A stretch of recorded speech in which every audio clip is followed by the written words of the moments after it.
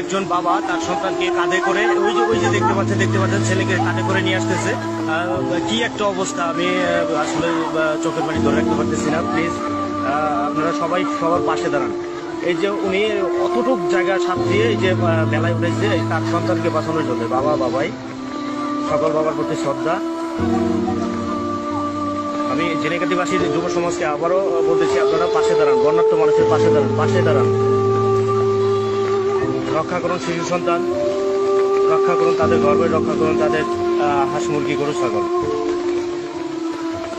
দেখতে পাচ্ছেন প্রায় 1 কিলোমিটার সাথ দিয়ে যে এই বাবাটি তার সন্তানকে নিয়ে আসছে।